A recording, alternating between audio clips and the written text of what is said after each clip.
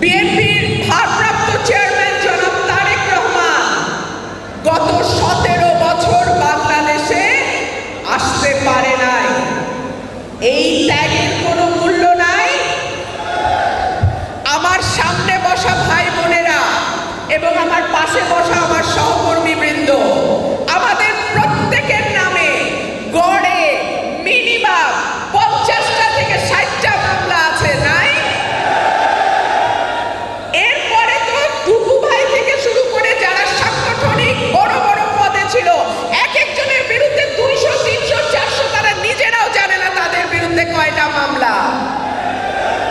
এই ত্যাগের কোনো মূল্য নাই। কোনো পরিবর্তন, কোনো উত্থান, কোনো বিপ্লব, কোনো যুদ্ধ 36 দিন বা 1 মাসের হয় না। বছরের পর বছর যুগ পার হয়ে যায়। মানুষের আত্মত্যাগ, মানুষের সংগ্রাম, মানুষের রক্ত মিশে থাকে সেই সংগ্রাম আর বিপ্লবের পেছনে। কেউ যদি মনে করে অল্প কয়েকদিনে শেখ হাসিনাকে দেশ থেকে সরানো গেছে, তাহলে তারা বোকার স্বর্গে বাস করছে। 2 নাম্বার পয়েন্ট, আরেকটা কথা বলে, এক দলের বদলে নাকি অন্য দল আনতে চায়। নির্বাচন যদি আপনারা মানেন, মানুষের ভোটের অধিকার যদি আপনারা মানেন, গণতন্ত্রের মূল সবক যদি আপনারা বুঝেন, তাহলে তো এইটাই নিয়ম। নির্বাচন হবে, যেই দলকে মানুষ ভোট দেবে সেই দল সরকার গঠন করবে।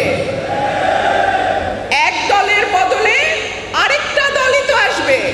নাকি আপনারা চান রাজনৈতিক নির্বাচিত সরকারের পরিবর্তে আপনাদের সুবিধা মতো কোনো অনির্বাচিত সরকার থাকুক? আমার তো মনে হয় নতুন দল সেইটাই চায়, তাই না? না হলে কেন বলে এক দলের বদলে আরেক দল? এক দলের বদলে তো আরেক দলই আসার কথা। আপনাদের মতো অনির্বাচিত সরকারের তো মানে ইচ্ছা মতো যতদিন খুশি ততদিন ক্ষমতায় থাকার কথা নয়। গণতন্ত্র সেটা বলে না। আরেকটা কথা নতুন নতুন শিখছে, আওয়ামী লীগ আর বিএনপি নাকি মুদ্রার এই পিঠ আর ওই পিঠ। কি করবো বলেন, হাসবো না কাঁদবো? বুঝি না।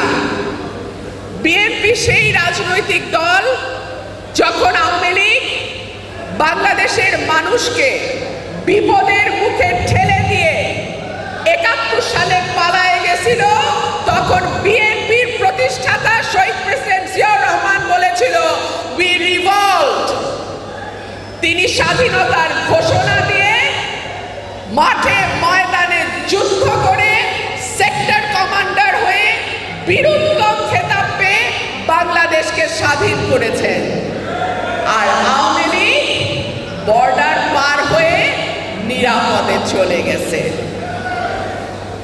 আওয়ামী লীগ যখন সকল দল নিষিদ্ধ করে একদল আনলো, বিএনপি নিয়ে আসলো বহুদলীয় গণতন্ত্র, বিএনপি নিয়ে আসলো বিচার বিভাগের স্বাধীনতা, বিএনপি নিয়ে আসলো সংবাদপত্রের স্বাধীনতা।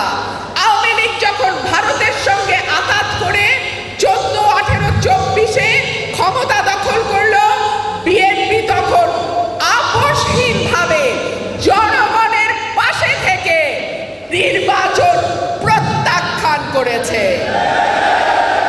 দেশনেত্রী বেগম খালেদা জিয়া চাইলে যেতে পারতেন না সংসদে?